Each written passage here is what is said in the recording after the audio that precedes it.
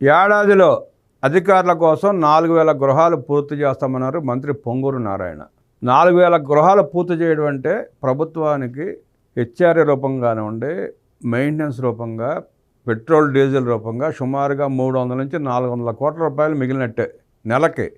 నెలకు ప్రభుత్వానికి 300 నుంచి 400 కోట్ల రూపాయలు మిగులుతాయి. అంటే సుమారుగా సంవత్సరానికి 5,000 కోట్లు, 5 సంవత్సరాలకి 25,000 కోట్లు. వైఎస్ఆర్ కాంగ్రెస్ పార్టీ జగన్మోహన్ రెడ్డి దండుపేళం బ్యాచ్ ఏడుస్తున్నట్లుగా అమరావతికి ఇచ్చే 13,000 కోట్లు 15,000 కోట్లు అప్పు ఒక్క అధికారుల గృహాల వల్ల మిగిలే హెచ్ఆర్ఏ డబ్బులు, పెట్రోల్ డీజిల్ డబ్బులే సరిపోతాయి. అప్పు తెచ్చడానికి అదే సరిపోతుంది. ఇంకా మీకెందుకు ఏడుపులు? అధికారులతో పాటు సెక్రటేరియట్ ఉద్యోగస్తులకి, హైకోర్టు ఉద్యోగస్తులకి, ఇలా చాలామంది ఉద్యోగస్తులకి ఇళ్ల నిర్మాణాలు జరుగుతున్నాయి. త్వరితగతిన పూర్తవుతాయి. అవి కూడా ఇంకో 2 ఏళ్ళు రెడీ అయిపోతాయి.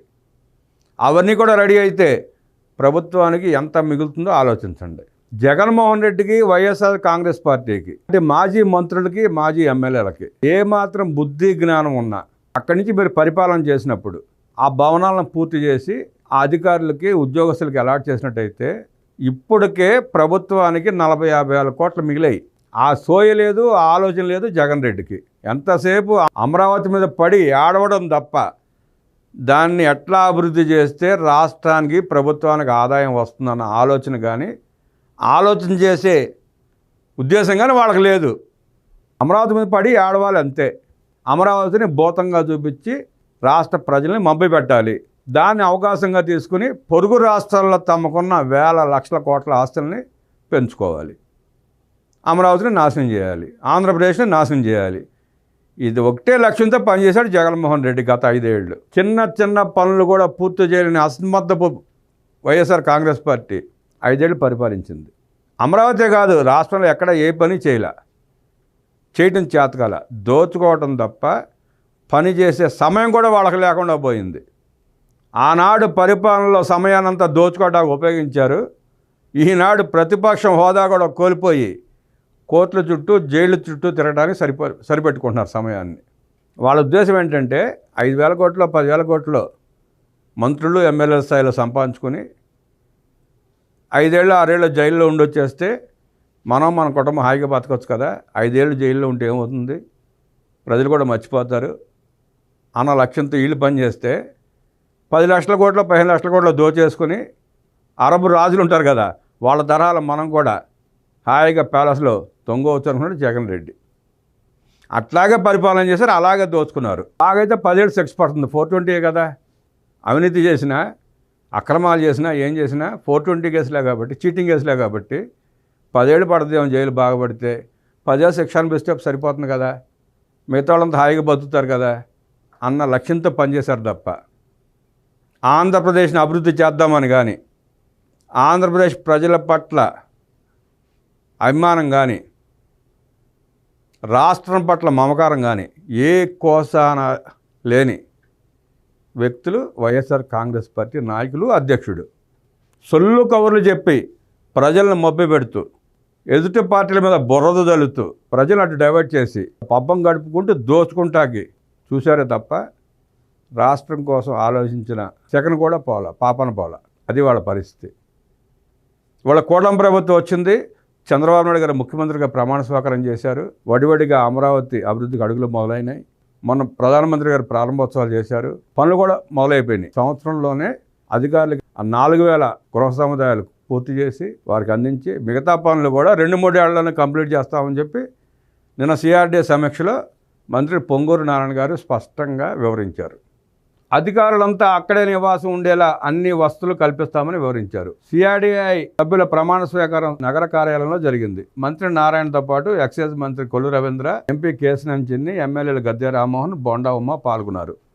ఈ సందర్భంగా నారాయణ మాట్లాడుతూ ఏడాదిన్నరలో అమరావతిలో ట్రంక్ రోడ్లు, 2 ఏళ్లలో లేఅవుట్ రోడ్లు, 3 ఏళ్లలో ఐకానిక్ భవనాలు పూర్తి చేయాలని లక్ష్యంగా పెట్టుకున్నామని తెలిపారు. అమరావతికి మొత్తంగా మరో 10,000 ఎకరాలు కావాల్సి ఉందని చెప్పారు. అమరావతిలో కాలుష్యం లేని పరిశ్రమల కోసం 2,500 ఎకరాలు సమకూర్చాలని సీఎం ఆదేశించారు. స్పోర్ట్స్ సిటీ కోసం మరో 2,500 ఎకరాలు, అంతర్జాతీయ విమానాశ్రయానికి మరో 5,000 ఎకరాలు, ల్యాండ్ పూలింగ్ అయితే రైతులకు నష్టం ఉండదని ప్రజాప్రతినిధులంతా ఈ సందర్భంగా ముఖ్యమంత్రి గారికి విన్నవించారు. ల్యాండ్ పూలింగ్ అయితే ప్రభుత్వానికి 20% మాత్రమే మిగులుతుంది. ఏ విధానం అమలు చేయాలో గ్రామ సభలు పెట్టి నిర్ణయించాలని స్థానిక ప్రజాప్రతినిధులను ఆదేశించినట్లు వివరించారు. క్రడాయి వారికి రాష్ట్ర ప్రభుత్వం తరపున అన్ని విధాలా సహకరిస్తామని తెలిపారు. గత 5 ఏళ్లలో ప్రభుత్వం ఎలా ఉందో అందరికీ తెలుసు. గత 5 ఏళ్లలో ఆనాటి మాజీ ముఖ్యమంత్రి వైఎస్ జగన్మోహన్ రెడ్డి ఎంత సర్వనాశనం చేశాడో కూడా తెలుసు. ఏమి కార్యక్రమాలు చేయకపోగా, అభివృద్ధి చేయకపోగా, పరిశ్రమలు తీసుకురాకపోగా, పోలవరం పూర్తి చేయకపోగా, అమరావతిలో ఒక్క తట్టెడు సిమెంట్ కూడా వేయకపోగా 10 లక్షల కోట్ల రూపాయలు అప్పు చేసి రాష్ట్రం నెత్తి మీద పడేసి భస్మాసురుడు అస్తం ఎట్లా అయితే పెడతాడో అలాగే జగన్మోహన్ రెడ్డి భస్మాసురుడిలా మారి ఆంధ్రప్రదేశ్ నెత్తిన చెయ్యి పెట్టి నాశనం చేసి పారిపోయాడు. అభివృద్ధి ఉన్నప్పుడే ప్రభుత్వానికి ఆదాయం వస్తుంది. అభివృద్ధి, సంక్షేమం అనేవి రాష్ట్రానికి 2 కళ్ళు లాంటివి. రియల్ ఎస్టేట్ వల్ల అనుబంధ రంగాల్లో ఎంతోమందికి ఉపాధి లభిస్తుంది. ఇతర రాష్ట్రాల్లో జీవోలు చూసి క్రడాయి వారు అడిగిన వాటిలో మెజారిటీ వాటాను అమలు చేశాం. రాష్ట్రంలో 3 మున్సిపాలిటీల్లో ప్రతి ఇంటికి ఇచ్చిన పర్మిషన్లు స్టడీ చేయాలని నిర్ణయించాం. నెల్లూరు జిల్లా కావలిని ప్రయోగాత్మకంగా పరిశీలన చేస్తున్నాం. ప్లాన్కు కట్టిన నిర్మాణానికి ఎంత మేర ఉల్లంఘనలు ఉన్నాయో పరిశీలన జరుగుతోంది. కావలిలో నిర్మాణాల్లో 70% ఉల్లంఘనలు ఉన్నట్టు తేలిందన్నారు.